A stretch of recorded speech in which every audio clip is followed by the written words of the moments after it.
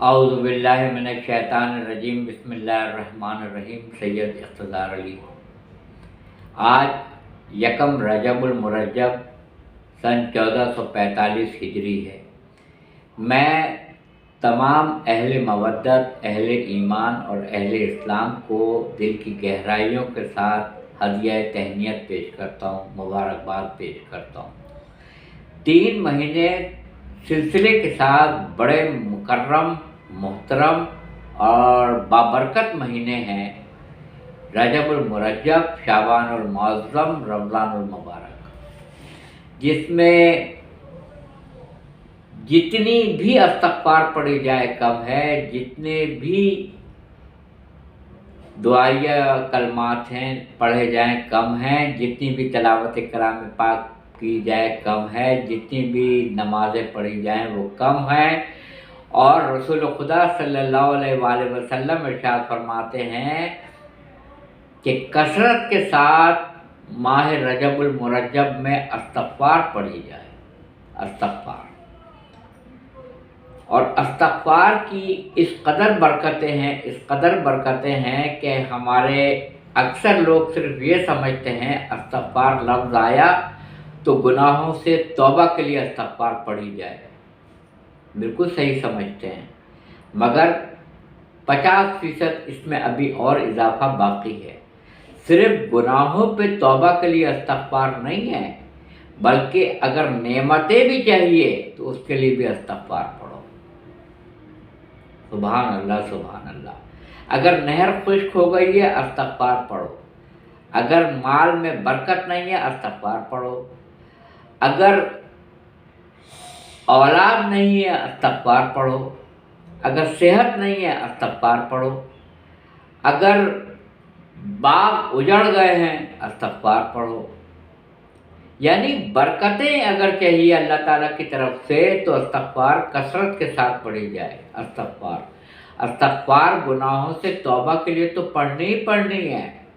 استغفار ہے، توبہ ہے، شرمندگی ہے۔ انسان جب اٹھتے بیٹھتے استغفار پڑھے گا، اور صرف زبان سے نہیں، روح کے ساتھ پڑھے گا۔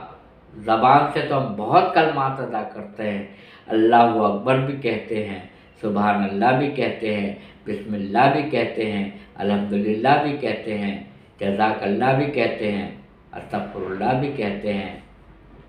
زبان سے کہنا کافی نہیں ہے۔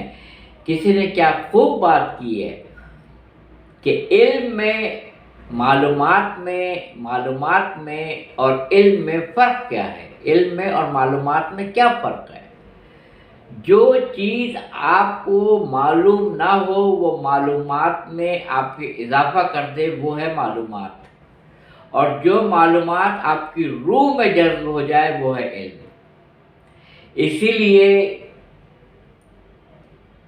یہ کہا جاتا ہے کہ جب منکر نکیر آئیں گے تو بظاہر بڑا آسان لگتا ہے کہ ہم بتائیں گے ہمارا رب کون ہے، ہمارے نبی پاک حضرت محمد مصطفیٰ صلی اللہ علیہ وآلہ وسلم ہے۔ ہم کتابوں کے نام بتا دیں گے، ہم اماموں کے نام بتا دیں گے، ہمیں تو سب ازبر ہے، زبانی یاد ہم بتا دیں گے۔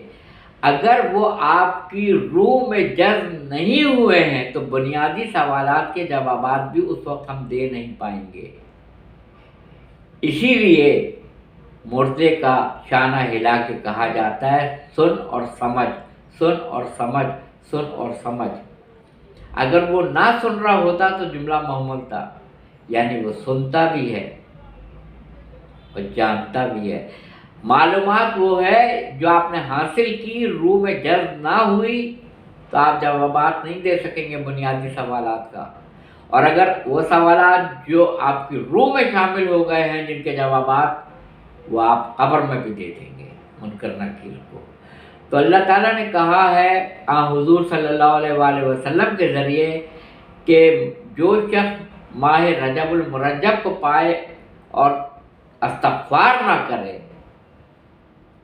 تو مجھے حیرت ہوتی ہے اس شخص پہ جو ماہ رجب المرجب کو پائے اور استغفار نہ پڑھے۔ تو کثرت کے ساتھ ماہ رجب المرجب میں استغفر اللہ ربی واتوب الیہ پڑھنے کا حکم ہے، کثرت کے ساتھ۔ جزاک اللہ، جزاک اللہ، وآخر دعوانا الحمدللہ رب العالمین۔